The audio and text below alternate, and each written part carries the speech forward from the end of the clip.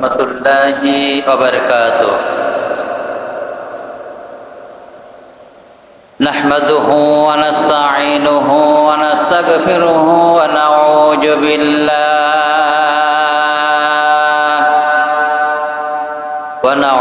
billahi min shururi anfusina wa min sayyiati a'malina. من يهد الله فلا مضل له ومن يضلله فلا هادي له ونشهد أن لا إله إلا الله وحده لا شريك له ونشهد أن سيدنا وحبيبنا ومولانا محمدا عبده الذي أرسله بالحق بشيرا ونذيرا وداعيا إلى الله بإذنه وسراجا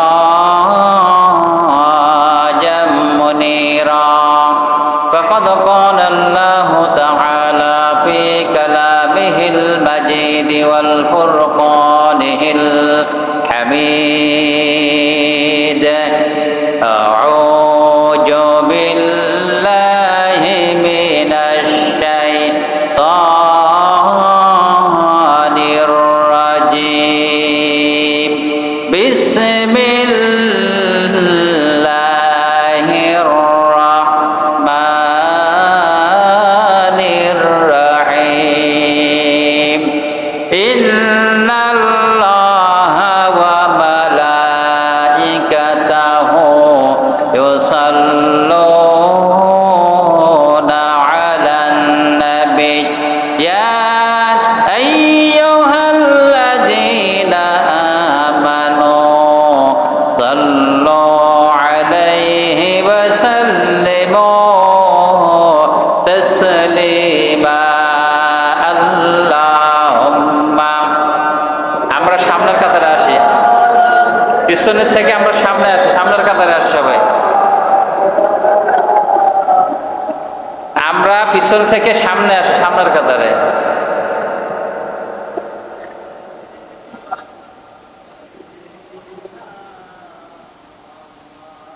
আলহামদুলিল্লাহ, আমরা আল্লাহ তাআলার কাছে শুকরিয়া আদায় করি যে মহান রব্বুল আলামিন তিনি মেহেরবানি করে আমাদের সকলকে পবিত্র জুমা নামাজ আদায়ের জন্য তার ঘরে আসার মতন সুযোগ দান করেছেন। সেই মহান মাবুদকে খুশি করার জন্য সবাই বলি আলহামদুলিল্লাহ, মহাব্বতের সাথে বলি আলহামদুলিল্লাহ।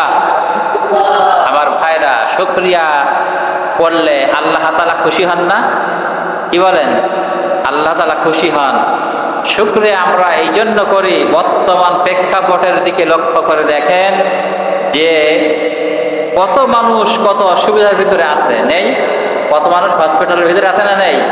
অনেক মানুষ অনেক অসুস্থতার জন্য মসজিদে আসতে পারতেছে না, কিন্তু আমাদের তো আল্লাহ পাক মসজিদে নিয়ে আসছেন। এটা কার নিয়ামত? আল্লাহর। আমার ভাইরা, লক্ষ্য করে দেখেন, এখান থেকে বিগত 2 দিন কি 3 দিন আগে ঢাকায় যে আপনার প্লেন বিধ্বস্ত হলো, যে একটা যুদ্ধের প্রশিক্ষণ যে বিমান, এই বিমান বিধ্বস্ত হওয়ার কারণে কত শত শত মানে ছাত্রদের জীবন গেছে না যায়নি? এমনকি পাইলট কি আছে বেঁচে? নাই। উনি কি জানতো যে আজকের আমি এই প্লেনে উত্তীর্ণ করলে আমার এইখানে মৃত্যু হবে? জানতো? জানতো না। ওই ছাত্রছাত্রীরা জানতো? জানতো না। তাহলে দেখেন মৃত্যু কি জিনিস, অনিবার্য। আপনার যেখানে মৃত্যু হবে, আপনার পায়ে হেঁটে সেখানে যাওয়া লাগবে, নাকি? যাওয়া লাগবে না? অনেকে মনে করে কি যে আমি বাড়িতে থাকবো, আমি বাইরে যাবো না, গেলে আমার এই অসুবিধা, কিংবা আমি রাজনৈতিক দল করলে, কোরআনের কথা বললে আমার যদি অ্যারেস্ট করে, আমার নামে মামলা হয়, এই জন্য কোরআনের কথা বলবো না। কিন্তু আপনার আমার নামে যদি মামলা আল্লাহ বরাদ্দ করে থাকে, আপনি আমি কেন পৃথিবীর মানুষ ঠেকাতে পারবে? ধরে বলেন, পারবে? তাহলে এটা আক্কল করতে হবে কার পরে? কিন্তু আমাদের আল্লাহর পরে ভরসা কমে গেছে। যদি বাইরে যায় তাহলে যদি মামলা হয়, বাইরে যায় তাহলে যদি মৃত্যু হয়, কিন্তু মৃত্যুটা সহ্য হবে। এই মৃত্যুটা যদি ইসলামের পথে হয়, কোরআনের পথে হয়, তাহলে আমার বন্ধুগণ এই মৃত্যুটা সর্বশ্রেষ্ঠ মৃত্যু। ধরে বলেন ঠিক কিন্তু আপনি আর আমি যদি ইসলামের পথে না যেয়ে কোরআনের কথা না বলে বাড়িতে বিছানায় ঢুকে ঢুকে ঢুকে বিশ্বাস প্রসাব পায়খানা মাধুরী করে ইন্তেকাল যদি হয়, ওই মৃত্যুটা কি ভালো মৃত্যু হবে? যারা বলেন হবে? হবে না। এই জন্য আমাদেরকে ইমানকে পাকাপোক্ত করতে হবে। ইমানটা পাকাপোক্ত কেমন? খয়রিহি ওয়া শাররিহি মিনাল্লাহি তাআলা। ভালো মন্দ কার পক্ষ থেকে হয়? আল্লাহর পক্ষ থেকে হয়। আপনার ভালো আমার ভালো, আপনার মন্দ আমার মন্দ, ফায়সালা কার হাতে? আল্লাহর হাতে। আমার বন্ধুগণ, বিগত জুমায় আলোচনা হচ্ছিল যে নামাজের ধারাবাহিকতা হিসাবে, যে নামাজ মানুষকে কি করে? নৈতিকতা শিখায়।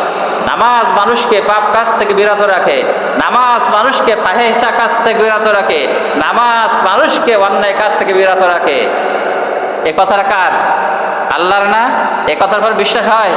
তাহলে বিশ্বাস যদি হয়, তাহলে আমি এখান থেকে নামাজ পড়ে বাইরে যাব, আমার দ্বারা একজন মানুষ নির্যাতিত হবে, আমার দ্বারা একজন পাপ সংঘটিত হবে, এইরকম হচ্ছে না? হচ্ছে না? হচ্ছে না?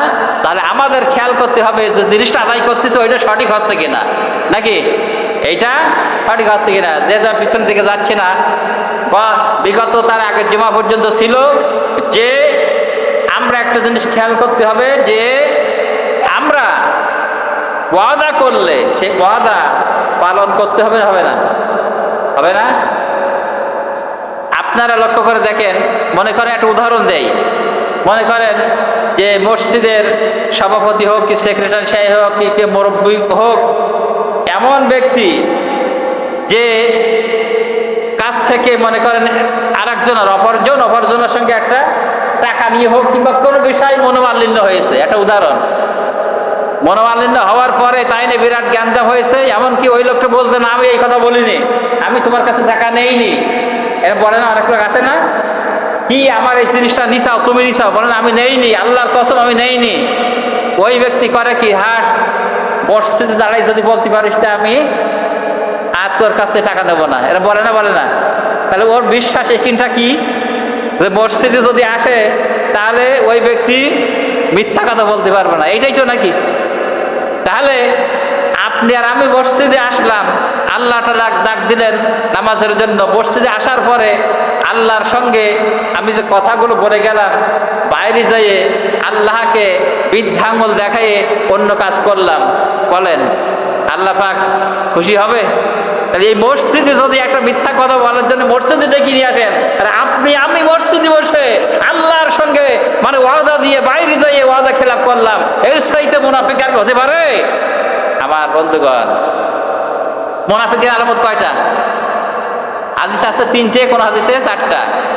1 নম্বরে ওয়াদা করলে খেলাপ করে, কথায় কথায় মিথ্যা কথা বলে। আর যদি কোনো ব্যক্তির সঙ্গে গন্ডগোল হয় তাহলে ফাহিশা কথা বলে। তাহলে আল্লাহ রাসূল সাল্লাল্লাহু আলাইহি ওয়াসাল্লাম বলেছেন, যদি কোনো ব্যক্তির ভিতরে 4টির একটা গুণ দেখা যায় তাহলে তাকে মুনাফিকের আলামতে ধরেছে। কি? কেবল ধরা করেছে, তাকে পুরোপুরি এখনো মুনাফিক হয়নি। আমার বন্ধু আল্লাহর নবী বলেছেন, যদি তার ভিতরে আর একটা গুণ দেখা যায় তাহলে আরেকটু মুনাফিকের খাতায় একটু নাম বেশি হয়ে গেছে। এইভাবে যদি 4টা গুণ তার ভিতরে পরিপূর্ণ হয়ে যায়, তার আর মুনাফিক হইতে বাকি থাকে না। তাহলে আপনার আমার আজকের মিলাই নিতে হবে, ওয়াদা করলে ওয়াদা ঠিক রাখি কিনা, আর যখন কথা বলি কথার ভিতরে মিথ্যা কথা বলি কিনা, এটা আপনার আমার লক্ষ্য রাখতে হবে। আমার বন্ধুগণ, যখন কারোর সঙ্গে ঝগড়া বিবাদ হয়, ঝগড়া বিবাদ হওয়ার পরে তার সঙ্গে আমি ফাহিশা কথা বলি কিনা, ফাহিশা মানে কি? গালাগালি দেয় না? এরকম গালাগালি আছে নাকি নাই? মানে তার মুখে আর লাগাম থাকে না, এত মানে বেগে স্পিরিটে মানে মুখ খারাপ করতে থাকে, আছে না নাই? আছে আমার বন্ধুগণ। তাহলে আমরা এই হাদিসটাকে আজকে থেকে ফলো করবো ইনশাল্লাহ। ইনশাল্লাহ আমরা এই কাজগুলো যদি করি তাহলে কিন্তু মুনাফিকের ভিতরে পড়ে যাব। আমার বন্ধুগণ, যে কথা বলছিলাম, তাহলে নামাজের ভিতরে আসলাম। বিগত জুমায় আমি বলছিলাম, আমার বন্ধুগণ, সূরা ফাতিহার ভিতরে আমরা যে কথাগুলো বলি এই কথাগুলো আল্লাহ রাব্বুল আলামিনের কথা। তাহলে আল্লাহ তাআলা সঙ্গে আপনি আমি যখন কথা বললাম, ওই কথাগুলো বলে মসজিদ থেকে যদি বাইরে যাই যখন আমি অন্যটা কথা বলবো, আল্লাহর বিপক্ষে কথা বলবো, আপনারা মনে করতে পারেন আমরা তো নামাজে আসলাম, আল্লাহর বিপক্ষে তো কথা বলি না। মসজিদে যেয়ে আমি গত জুমায় যা বলছিলাম, আল্লাহ রাব্বুল আলামিন কোরআনুল কারীমের ভিতরে বলছেন, ইন্নী ওয়াজহাতু ওয়াজহিয়া লিল্লাযী ফাতারাস সামাওয়াতি ওয়াল আরদা হানিফা ওয়া মা আনা মিনাল মুশরিকিন।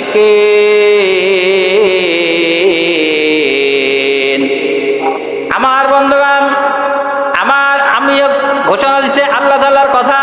আল্লাহ তাআলা বলছেন, আমরা বললাম যে আল্লাহ আপনাকে আপনার দিকে আমার সিহার মোয়ারকে ফেরাই দিলাম, নোয়াই দিলাম। আর সর্বশেষ বলা হচ্ছে আমি কোনো মুশরিক না, আর মুশরিকদের কোনো দলভুক্ত আমি না, মুশরিকদের অন্তর্ভুক্ত আমি না। তাহলে এই যে বলে গেলাম, বাইরে যদি আমি মুশরিকদের সাহায্য সহযোগিতা করি, তাহলে বলেন এই মসজিদে যে কথা বললাম বাইরে সেটা কি খাটলো না। এই জন্য আমার ভাই, আমার বন্ধুগণ, এই নামাজ ফাহিশা কাজ থেকে বাঁচতে গেলে আল্লাহর কাছ থেকে আমাদেরকে শিক্ষা নিতে হবে যে কি কাজ করলে ফাহিশা কাজ থেকে বিরত থাকা যায়। ভালো করে খেয়াল করুন, কিন্তু এটা কোনো কিস্সা কাহিনী না আমার বন্ধুগণ, কোরআন হাদিসের কথা।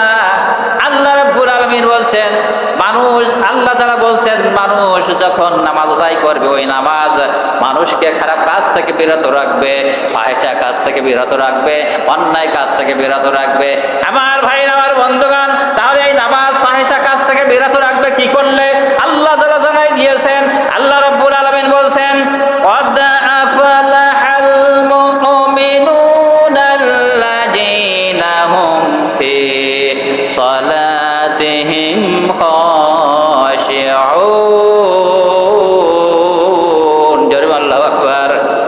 আল্লাহ রাব্বুল আলামিন বলেন অবশ্যই সফল কাম। ভালো করে খেয়াল করুন, আগে কি বললো? নামাজ মানুষকে পাপ কাজ থেকে বিরত রাখে। তাহলে কিভাবে বিরত রাখে সেইটা বলছেন আল্লাহ তাআলা। আল্লাহ তাআলা বলছেন, قد أفلح المؤمنون الذين هم في صلاتهم خاشعون। ওই সমস্ত নামাজিরা অবশ্যই সফল কাম, ওই সমস্ত নামাজিরা অবশ্যই ভালো, ওই সমস্ত নামাজিরা অবশ্যই কল্যাণকার, যে সমস্ত নামাজিরা ভয় এবং সন্ত্রস্ত অবস্থায় নামাজ আদায় করে। কি করে? ভয়তে নামাজ আদায় করে। আমার বন্ধুগণ, আপনারা লক্ষ্য করে দেখেন, বিবেকের কাছে প্রশ্ন করেন, নামাজ আদায় করতে হয় তাই আসলাম মসজিদে, কিন্তু ভয় আছে কিনা নাই? আমার বন্ধুগণ, একটা উদাহরণ দিয়ে দেই। উদাহরণটা মনে করেন আপনাদের এলাকায় কোনো ব্যক্তির নামে একটা মামলা হয়েছে। ওই মামলাটা হওয়ার পরে মনে করেন যখন ওই মামলা হওয়ার পরে ওই ব্যক্তির মনের ভিতরে টুকুস করে না কখন পুলিশ আসে। আমার বন্ধুগণ, যখন পুলিশ দেখতে পায় তার ভিতরে কি ক্যালকুলেশন আরম্ভ হয়ে যায় না? যায় কিনা? মনে করে কি আমার মনে ধরতে আসছে। আমার বন্ধুগণ, তার ভয় একটা এসে যায়। আমার ভাইরা, যদি ওই ব্যক্তিকে অ্যারেস্ট করা হয়, ওই ব্যক্তির মনের ভিতরে বলেন আর বাড়ির কোনো খেয়াল থাকে কিনা, আমার কত টাকা আছে কিনা এটা হিসাব করে কিনা, আমার ব্যবসায় কি হচ্ছে কিনা হিসাব করে। তখন কি মনে করে যে পুলিশের হাত থেকে বাঁচবো কি করে, না? ওই টেনশন তার থাকে। আমার ভাইরা, আমার বন্ধুগণ, তাহলে নামাজের ভিতরে আমি আসলাম, আসার পরে আল্লাহ তাআলার সঙ্গে আমি যে কথা বলবো, এইটা ভয়। আল্লাহ তাআলা বলছেন, এই ভয় যদি আপনার আমার অন্তঃকরণে থাকে যে আমি আল্লাহ তাআলার সঙ্গে ওয়াদা করলাম, আল্লাহ তাআলার সঙ্গে যে কথাই আমি বললাম, এইটা যদি নাফরমানি হয়ে যায় তা আল্লাহ পাক আমাকে জাহান্নামে দেবে, এই ভয় আছে কিনা নাই? আছে। আমাদের এই ভয় নেই। আমাদের ভয় কি? মসজিদে যখন আসি, নামাজে দাঁড়াই যাই, নামাজে দাঁড়ানোর পরে অনেক মুসল্লিরা মনে করে হুজুর এত কিরাত লম্বা করে কেন, একটু আস্তে আস্তে পড়তে, ছোট করে পড়তে পারে না। আবার কেউ মনে করে যে হুজুরের একটু সুর আর একটু ভালো হলে মনে ভালো হইতো, মনে করে এরকম আসে না? নামাজে আসে না নাই? আমার বন্ধু, অনেকের মনের ভিতরে থাকে যদি আজকের আমাদের ব্যবসায় যাব, এই ব্যবসার ভিতরে আজকের যদি আমি একটু ভেজাল দিতে পারি এতটা লাভ হবে। মনের ভিতরে নামাজের ভিতরে আসলে এই কল্পনা জল্পনা আছে না নাই? এমনও আছে আপনার বাড়ির সামনে, আমার বাড়ির সামনে এইরকম মনে হয় যে এক শরিকের জমি রয়েছে, মনে নামাজে দাঁড়াই মনে করলাম ওই শরিকের জমিটা যদি নিতে পারি আমার বিল্ডিংটা আর মানাবে ভালো, এইরকম মনে হয় না? হয় না? এইটা আমি উদাহরণ দিলাম। অনেকের বিবেকের কাছে প্রশ্ন করে দেখেন, নামাজে দাঁড়ানোর সঙ্গে সঙ্গেই এক এক ধরনের ধ্যান ধারণা এসে যায়। আল্লাহর ধ্যান, আল্লাহ তাআলার ভয় অন্তঃকরণে আর থাকে না। থাকে? তাহলে নামাজের ফায়দা হবে কি করে? আল্লাহ তাআলা বলছেন, قد أفلح المؤمنون الذين هم في صلاتهم خاشعون। আল্লাহ তাআলা বলছেন ওই সমস্ত নামাজের অবশ্যই সফল কাম যারা ভীত সন্তরত অবস্থায় নামাজ আদায় করে, আল্লাহর ভয় নিয়ে দাঁড়াই যাবেন যে আল্লাহ আমার সামনে আছেন, আর আমি আল্লাহ রাব্বুল আলামিনের সঙ্গে যে কথা বলছি, আল্লাহ পাকের সঙ্গে আমি যে ওয়াদা করতেছি, এইগুলো যদি ঠিকঠাক না রাখতে পারে আল্লাহর কাছে আমি নাফরমানি হয়ে যাব। এই ধ্যান ধারণা নিয়ে যদি আমি নামাজ আদায় করতে পারি, তাহলে আল্লাহ পাক বলছেন ওই নামাজিরা অবশ্যই অবশ্যই সফল কাম হয়ে যাবে। যেরকম সুবহানাল্লাহ। তাহলে বোঝা গেল কথাটা যে আল্লাহ কাদেরকে সফল কাম বললেন? যারা ভয় দিয়ে নামাজ আদায় করে। আবার অনেকে আছে ডিজিটাল মুসল্লি, শুক্রবার দিন যাওয়া লাগবে। অনেকে আছে শুক্রবার দিন বাড়ি থাকে, 2 ঈদে যায়, এরকম আছে না নাই? তাহলে এদের ভিতরে আল্লাহর ভয় অনেক বেশি। আবার ওরা বলে কি আমাদের ইমান ঠিক আছে। নামাজ না পড়লে ইমান কি থাকে? হ্যাঁ, মান ফারুক বাইনাল আবদি ওয়া বাইনাল কুফরি তারকুস সালাত। নবীজি বলেছেন ওই যার ভিতরে নামাজ নাই, তার যে নবী বলেছেন মুসলমান আর মুসলমানের মধ্যে পার্থক্য হলো নামাজ। যে ব্যক্তি নামাজ আদায় করে ওই ব্যক্তি মুসলমান, আর যে ব্যক্তি নামাজ আদায় করে না মুসলমান না, ইসলাম থেকে খারিজ হয়ে গেছে। আমার বন্ধুগণ, আমরা 2-1 নামাজ মনে করি আমি বিরাট মুসল্লি হয়ে গেছি। আমার বন্ধুগণ, এবার আসেন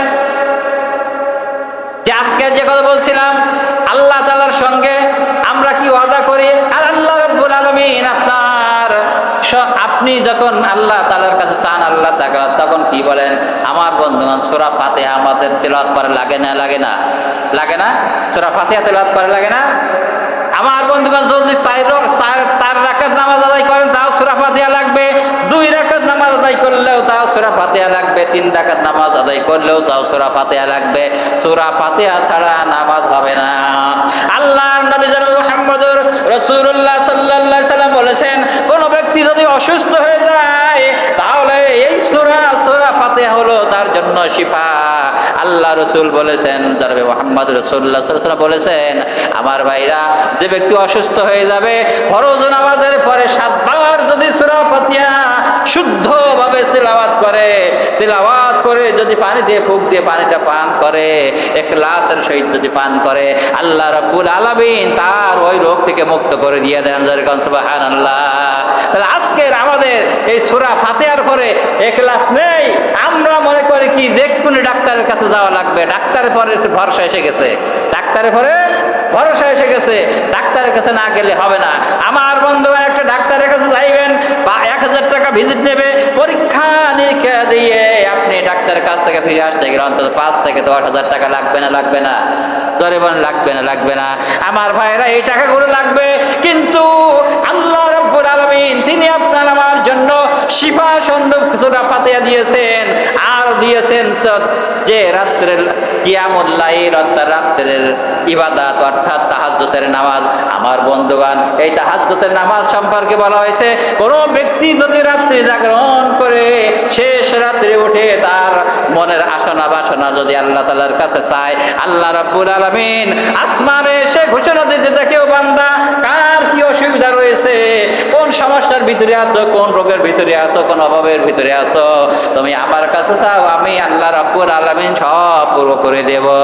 কিন্তু রাত্রে 1-2 ঘন্টা জাগতে রাজি না, কিন্তু এদিকে 10,000 টাকা খরচ করতে রাজি আছি, কিন্তু 1 ঘন্টা জাগবেন, 2 ঘন্টা জাগবেন শেষ রাত্রে, এটা খুব কষ্ট হয়, হয় না? হয় কিনা? সারা রাত মোবাইল দেখে, দেখার পরে রাত 1টার পরে ঘুম পড়ে, আর ওদিকে 8টার সময় কি 9টার সময় ওঠে। এরা মুসল্লি আছে না নাই? আছে না নাই? ও তুমি নামাজ পড়িয়াও করবা কি, রোজাও রাখিয়া করবা কি, অন্তরে ঢুকিয়াছে তোমার বড়ই শয়তানি। ঠিক কিনা? তার অন্তরে আজকের আমাদের শয়তানে পরিপূর্ণ হয়ে গেছে আমার বন্ধুগণ। যেতে জুমার আলোচনা এই সমস্তগুলো বলা যায় না। এই জন্য আমার বন্ধুগণ, যে কথা বলছিলাম সূরা ফাতিহার ভিতরে আমরা এবার কি বললাম আমরা খেয়াল করে দেখি।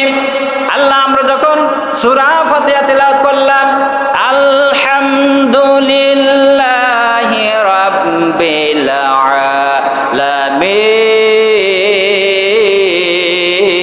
আলামিন, আল্লাহু আকবার, আমরা বললাম আলহামদুলিল্লাহি রাব্বিল আলামিন, সমস্ত প্রশংসা আল্লাহ রাব্বুল আলামিনের জন্য, যিনি তামাম সৃষ্টি আসমান এবং জগতের মালিক, জমিনের মালিক, ওই আল্লাহ তাআলার প্রশংসা। এটা আপনি বলেন না? আপনি বলেন কি না বলেন? বলেন, নামাজে আসার পরে এই কথাটা বলছেন কিনা? প্রশংসা আদায় করলেন কার?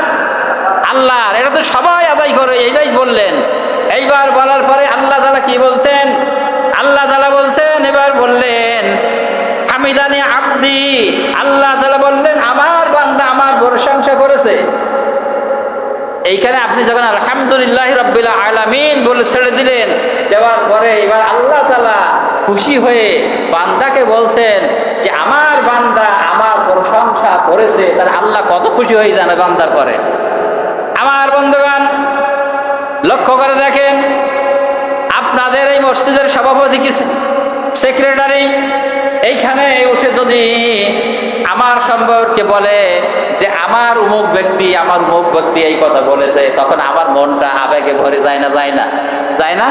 কেননা বলেছে যে সভাপতি সাহেব বলেছে আমার লোক, তার মানে আমি আমার কত মানে দিল, আমার একটা তখন আনন্দ লাগে, লাগে না? আল্লাহ যখন বলছেন আমার বান্দা আমার প্রশংসা করলো, তখন কি আপনার আমার আনন্দের বিষয় না? হ্যাঁ, আনন্দটা কি আমরা বুঝি? নামাজ পড়তে হয়, পড়ি যাই, বাড়ি চলে যায়, এখানে বসে কি বললাম ও সমস্ত খেয়াল ধারণা নাই। মসজিদের বাইরে যাব, নামাজের মধ্যে শেষ, বাইরে গেলে ওইদিকে মানে আপনার তাসের আড্ডা, ক্যারাম বোর্ডের আড্ডা, ওইদিকে যাওয়া আরম্ভ হয়ে যাবে। যাবে না? যাবে না? আমার বন্ধুগণ, তাই আলহামদুলিল্লাহি রাব্বিল আলামিন, সমস্ত প্রশংসা ওই আল্লাহ রাব্বুল আলামিনের, যিনি তামাম সৃষ্টি আসমান এবং জগতের মালিক। আমরা এটা প্রশংসা করলাম। আল্লাহ তাআলা জবাব দিলেন হামিদানি আব্দি, আমার বান্দা আমার প্রশংসা করেছে। জোরে বলুন সুবহানাল্লাহ। এরপরে আমরা কি বললাম? আর রহমানির রহিম।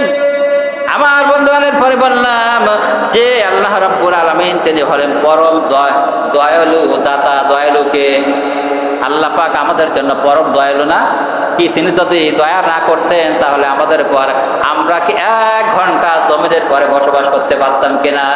পারতাম। তিনি আপনার জন্য আমার জন্য কত দয়ালু, কত রহমত।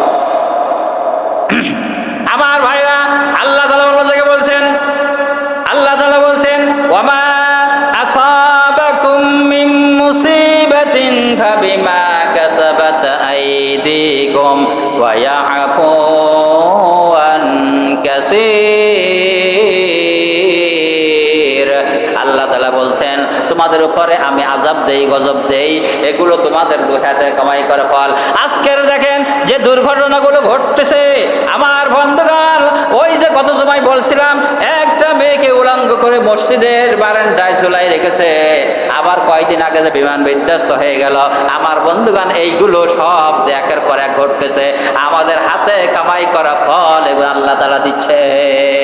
আল্লাহ তাআলা বললেন ওয়ামা কানা রাব্বুকা লিয়ুহলিকাল কুরা বিজুলমি ওয়া আহলুহা মুসলিহুন। আল্লাহ তাআলা ডাক দিয়ে বলছেন ও বান্দা অমান্য করো, আমি আল্লাহর পাক কত রহম, কত দয়ালু দাতা তুমি দেখে নাও। যদি তুমি প্রত্যেকটা পাপের কারণে আমি প্রত্যেক দিন তোমাকে শাস্তি দিতাম।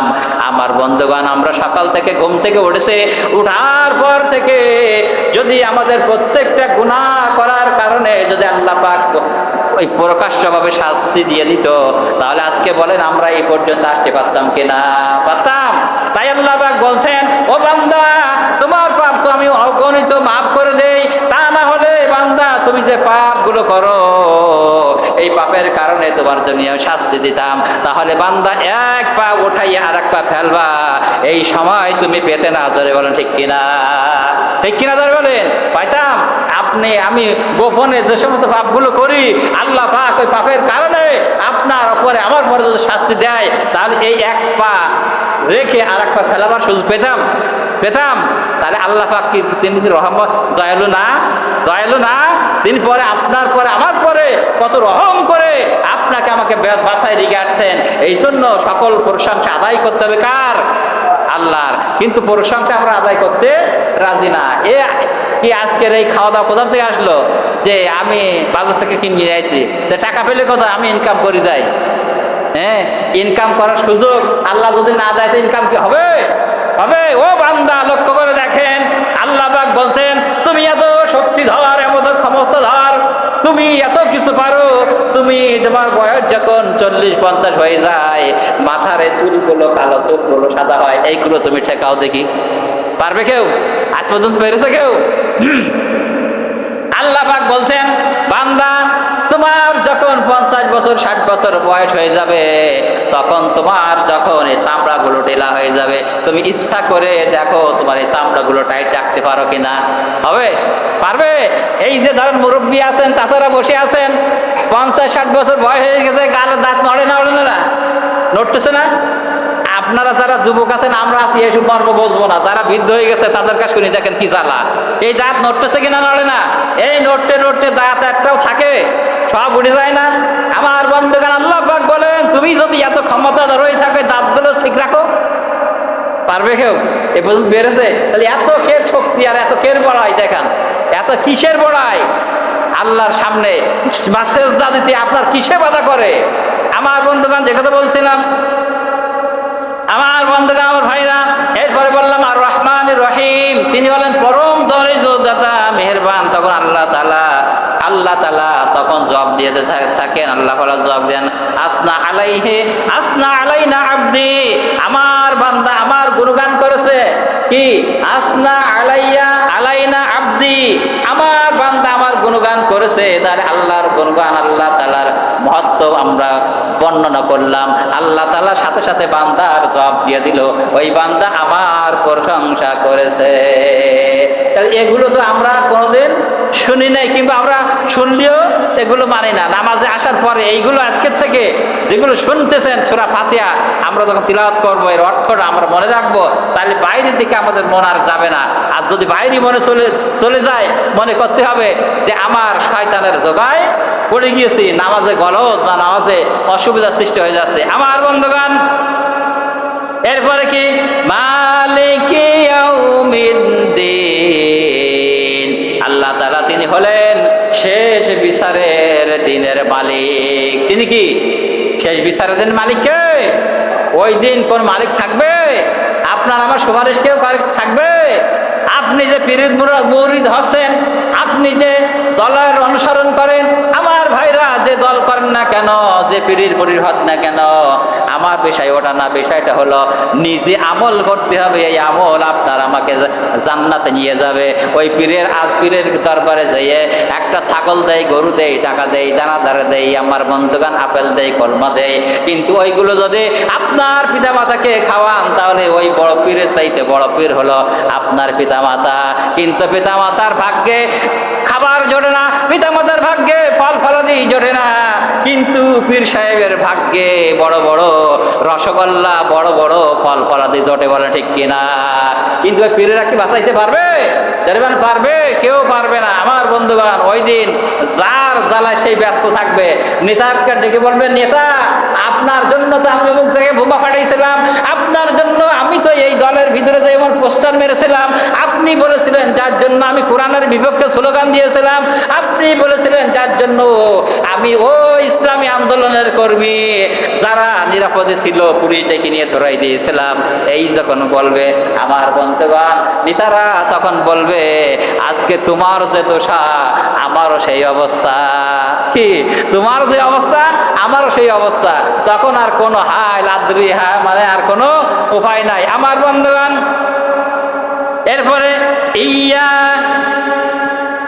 এরপরে বলা হচ্ছে আল্লাহ তাআলা যখন বলছেন তিনি হলেন শেষ বিচারের মালিক, তিনি শেষ বিচারের অধিপতি। আল্লাহ তাআলা বলছেন মারজাদানি ও আব্দি, আল্লাহ পাক এবার ওই বান্দার কথায় উত্তর দিচ্ছেন। কি দিচ্ছেন? মারজাদানি আব্দিন, আল্লাহ পাক বলছেন আমার বান্দা আমার মর্যাদা ঘোষণা করেছেন। আমি যে মর্যাদা, আমার যে মর্যাদা, আমার বান্দা আমার এই মর্যাদা সম্পর্কে এই নামাজের ভিতরে দাঁড়িয়ে আমার মর্যাদা বর্ণনা করেছেন। সুবহানাল্লাহ। তাহলে আপনার কথার সাথে সাথে আল্লাহ তাআলা জবাব দিয়ে দিচ্ছেন। এটা কিন্তু কোনো কিসসা কাহিনী হাদিসের ভিতরে আছে, হাদিসের ভিতরে আসছে যে সাথে সাথে আল্লাহ তাআলা এইগুলো উত্তর দিয়ে থাকেন। আমার বন্ধুগণের পরে বলা হচ্ছে ইয়াকা না'বুদু ওয়া ইয়াকা নাস্তাঈন। আমরা এবার বলছি আল্লাহ আমরা একমাত্র আপনার ইবাদত করি। কি করে? আমরা নামাজে দাঁড়িয়ে, এবার ভালো করে খেয়াল করে দেখেন, নামাজে দাঁড়িয়ে প্রত্যেকেই বলছেন একমাত্র আপনার ইবাদত করি। কার করি? আল্লাহর ইবাদত। কথা বুঝতেছেন তো? আবার আলোচনা বুঝতে পারছেন? এখানে কি বললাম? আমরা একমাত্র আপনার ইবাদত করি। তাহলে এবার বাইরে যাই ইবাদত অন্য লোকের করতেছেন, করা হয়, নেতার অনুসরণ করা হয়, গোলামি করা হয়, হয় কিনা? আল্লাহ তাআলা যে বলি ঘোষণা দিয়েছেন ওর বাইরে যদি যান তাহলে আল্লাহ রাব্বুল আলামিনের ইবাদত বাদ দিয়ে ওই এই সঙ্গে আল্লাহর ইবাদত করলেন, পরপর মানুষের গোলামিও আপনি করলেন, তার ইবাদতও করলেন। তাহলে এই ইবাদত যদি এইরকম করেন তাহলে এই ইবাদতের ফায়দা কি পাওয়া যাবে? যারা বলেন যাবে? যাবে না আমার বন্ধুগণ। এই জন্য আমরা নামাজে যা বললাম ওইটা যদি কাজে লাগাইতে পারি তাহলে আল্লাহ পাক আমাদের পরে সন্তুষ্ট হয়ে যাবেন। ইয়াকা না'বুদু ওয়া ইয়াকা নাস্তাঈন, আমরা একমাত্র আপনার কাছে সাহায্য চাই। এর মানে কি? ইয়াকা না'বুদু ওয়া ইয়াকা নাস্তাঈন, এর মানে হলো একমাত্র আপনার কাছে সাহায্য চাই। তাহলে আমরা সাহায্য চাবো কার কাছে? আল্লাহর কাছে। তাহলে এইবার আল্লাহর কাছে বললাম একমাত্র সাহায্য চাই, এর আগে বললাম কি এই সমস্ত আল্লাহর প্রশংসা করে আসলাম। এইবার আল্লাহর কাছে আমরা চাইতেছি। এই আয়াতের ভিতরে দুই জায়গায় যে আমরা আপনার ইবাদত করি, ইবাদত করার পরে আল্লাহ আপনার কাছে আমরা সাহায্য চাই। এই সাহায্য কি কেউ বাকি আছে এখানে চাইন? কেউ বলেন যে আমি চাই না, এরকম কেউ আছে? সূরা ফাতিহার ভিতরে আপনার চান না কেউ আছে? সবাই চাই না? কথা বুঝতেছেন না মানে আপনারা, মানে একটা কথা বলবেন যে বুঝতেছেন কি না, না বুঝলে আবার বলবেন মানে এই যে আমি ধরেন বকি গেলাম আপনারা বুঝলেন না, না বুঝতে বকার কি কোনো মূল্য হবে? হবে? আমার বন্ধুগণ আমার ভাইরা, এইবার ইয়াকা না'বুদু ওয়া ইয়াকা নাস্তাঈন, একমাত্র আপনার কাছে সাহায্য চাই। আমার বন্ধুগণ আয়াতের ভিতরে তখন আল্লাহ তাআলা বলেন এই আয়াতের ভিতরে বান্দার অর্ধেক আর আমার অর্ধেকের কথা বান্দা বর্ণনা করেছে। এই আয়াতের ভিতরে বান্দার অর্ধেক আর আমার অর্ধেক। আমার মানে কি? আল্লাহর অর্ধেক, মানে আল্লাহ এখানে একমাত্র আপনার ইবাদত করি বান্দা বললো, আর অর্ধেক হলো আল্লাহর জন্য। আল্লাহর কাছে আমরা বললাম আপনার কাছে সাহায্য চাই, তার অর্ধেক হলো আল্লাহর জন্য হলো কিনা? অর্ধেক আল্লাহর জন্য, অর্ধেক আমাদের জন্য।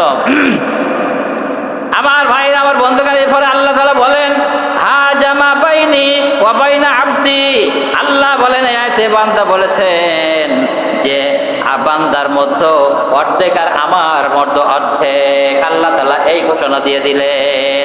এরপরে বলছেন ইহদিনাস সিরাতাল মুস্তাকিম, আমরা বলতে আল্লাহ তাআলা আপনি আমাদের সরল সঠিক পথে পরিচালনা করেন, সঠিক পথে আমাদের পরিচালনা করেন। তা সঠিক পথ কোনটা? সঠিক পথ হলো এইটা যে রাতের ভোর দিনের ভোর রাতে হয়, এইটা সঠিক পথ নাকি? এটা সঠিক পথ না? বুঝতেছেন কথা? আল্লাহর কাছে আমরা বলতাম, আল্লাহ আপনি আমাদেরকে সঠিক পথে পরিচালনা করেন, কিন্তু আপনি যে নেতার অনুসরণ করেন, ওই নেতা বলল যে আজকের দেখো যারা মিছিলে যাবে, ইসলামী আন্দোলন যারা করে, তাদের ওখানে একটা ককটেল মারা যায় কি, বোমা মারা যায় কিনা, এরা আছে না নাই? আছে না নাই? আমার বন্ধুগণ, এই জন্য সময় হয়ে গেছে আমার ভাইরা, আমার বন্ধুগণ, এই জন্য আজকে এটা শেষ করে যাই। আল্লাহ রাব্বুল আলামিন বলছেন, ইহদিনাস সিরাতাল মুস্তাকিম, আয় আল্লাহ আপনি আমাদের সরল সঠিক পথে পরিচালনা করেন। সিরাতাল্লাযীনা আন'আমতা আলাইহিম, আর তাদের পথে আপনি পরিচালনা করেন তারা নিয়ামত প্রাপ্ত হয়েছে। তা নিয়ামত প্রাপ্ত হয়েছে কারা? নবীরা হয়েছেন, সিদ্দিকিন হয়েছেন, সালেহীন, এদের পথে আমাদের পরিচালনা করেন। নামাজের ভিতরে বলে গেলাম, আল্লাহ যারা সৎ পথে পরিচালনা চলে তাদেরকে আমাদের দলভুক্ত করে দিয়ে দেন। কিন্তু নামাজে বলে গেলাম বাইরে যে যারা ইসলাম চায় না, কোরআন চায় না, তাদের দ্বারা আমরা চললাম। বলেন এর দ্বারা আপনি নামাজের দ্বারা ফায়দা পাবেন কিনা? ফায়দা পাওয়া যাবে না। এই জন্য আল্লাহ তাআলা বলছেন, কদ আফলাহাল মুমিনুন আল্লাযীনা হুম ফি সালাতিহিম খাশিউন, ওইসব নামাজিরা অবশ্যই সফল কাম যারা ভয় ভীতি সন্ত্রস্ত অবস্থায় নামাজ আদায় করে। এখানে ভয় বলা হয়েছে, নামাজে যেগুলো বললেন, এই সূরা ফাতিহার যেগুলো বললেন, এগুলো আপনাকে আমাকে মনে রাখতে হবে, অনুযায়ী আপনাকে আমল করতে হবে, বাইরে চাই উল্টো পাল্টা করা যাবে না। আমার বন্ধুগণ, সর্বশেষ বলা হয়েছে, আল্লাহ তাআলা বলছেন, আমার সর্বশেষ আল্লাহ তাআলা বলছেন, আমার বান্দা আমার কাছে যা চাইলো আমি আল্লাহ রাব্বুল আলামিন বান্দার জন্য সব পরিপূর্ণ করে দিলাম। যখন সুবহানাল্লাহ, এটা আল্লাহ পাক শেষে বলছেন যে বান্দা আমার কাছে যা চাইলো আমি বান্দা সব পূরণ করে দিলাম। যখন সুবহানাল্লাহ, এই জন্য আমরা কি সেটা কি বলে, গায়রুল মাগদুবি আলাইহিম ওয়ালাদ-দাল্লিন, আমিন, এখানে আমিন বলি না? তাহলে আল্লাহ পাক বললেন বান্দা সব দিয়ে দিলাম, কিন্তু আল্লাহর কাছ থেকে নেবেন, তারপর তো আল্লাহ দেবে। কিন্তু একটা মনে করেন, একটা উদাহরণ দেই, শেষ করে দিচ্ছি। একটা গ্লাসের ভিতরে আপনি দুধ রাখলেন, ওর ভিতরে একটু মানে গোবরের এক ফোঁটা চেনা দিলেন, আবার ওর ভিতরে একটু বিষ দিলেন, সব রকম মিলাইয়ে ওইটা গ্লাসের ওইটা কি মূল থাকতেছে কি দুধ না? তাকে খাবে? ওর পরে আর থাকবে না। এক ইবাদতের ভিতরে আপনি যদি শিরিক নিয়ে আসেন, বিদআত নিয়ে আসেন, মানে সব রকম মিশ্রিত করে আমল করেন, আল্লাহ ফায়দা দেবে? তাই আসুন আজকে জুমা থেকে আমরা শিক্ষা নেই যে আল্লাহ রাব্বুল আলামিন সূরা ফাতিহার ভিতরে আমাদের যে আমরা যে কথাগুলো বলি, এই কথার উপরে আমল করার তৌফিক দান করুন, আমিন। ওয়া আখিরু দাওয়ানা আলহামদুলিল্লাহ। আল্লাহ পাক যদি তৌফিক দেন, আগামী জুমায় নামাজের যে ভিতরে আর বাহিরে যে ফরজ আছে, এই ফরজ ভঙ্গ হলে নামাজ হবে না, এই বিষয়টা নিয়ে আলোচনা যদি আল্লাহ পাক তৌফিক দেন, ইনশাআল্লাহ আল্লাহ পাক তৌফিক দান করুন, আমিন। ওয়া আখিরু দাওয়ানা আলহামদুলিল্লাহ। আসসালামু আলাইকুম ওয়া রাহমাতুল্লাহ।